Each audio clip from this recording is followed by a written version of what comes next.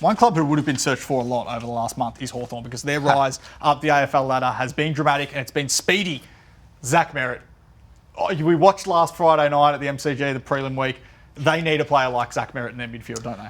Every team does. I mean, he's a superstar. He's been midfield for the Hawks all year, and again, that's the case this season. To me, it feels like Zach Merritt is plan A, Christian Petrarca plan B. But how do these two circles overlap and weave into each other? What does Petrarca do while Essendon is remaining firm that Merritt's not going anywhere if Hawthorn is his priority? Does he wait it out? Does he wait it out, or does he seek another option, a backup option? How does Hawthorn, keep two big fish on the hook at once? This is, I'm fascinated to see how that one plays out. All the while, they've got pick 8, a future first, a future first. What's the price for Zach Merritt? What makes Essendon move? Because thinking about pick 8, that moves back a few spots already. That's okay. But their future first pick, well, they'll be hoping to win the premiership next year. That's pick 18. And then if you go 2 years in advance, that's Tasmania's draft. So let's say it's pick 15 in 2 years. That becomes pick 25 or so.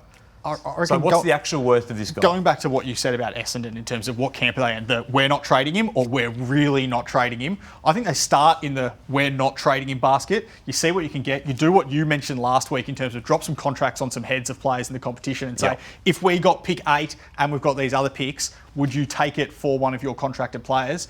If that doesn't come off, then you go to the we're really not trading him basket. I'd give a list of 8 players to Hawthorn and say, go and find us one of these ones from around the competition, and then we'll talk. All right, James Warple, we think he's going to Geelong. Sam Butler has some interest in West Coast. That's a really interesting one. I'm told the offer is more lucrative from the Eagles, so whether or not he decides to take that or sees a role in the Hawthorn side going forward, because he's got the 2-year offer to stay, played a very good role in the finals. He did. Henry Hustwaite, I think, could move if there's an opportunity there. Essendon has looked at him separate to the Merritt situation. And CJ, well, we spoke about that before, contractor for a couple of years. Don't know if Carlton is as in on that as some of the other targets. Just on the Hawks, they've got some of their turn around their contracts for next year as well, has become a priority.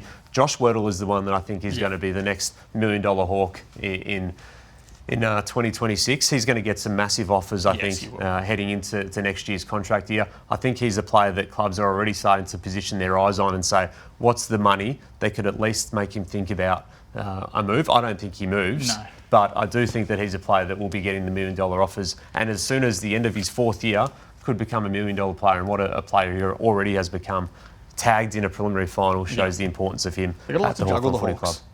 They do. We've mentioned their 2026 contract squeeze. They've done well to get a couple of them locked away already. Nick Watson, John Newcombe, Dylan Moore. And John Newcombe's their only $1 million player into next year as well, but there'll be more of them coming through. And I think Josh Werdle is going to go pretty close to being that as well.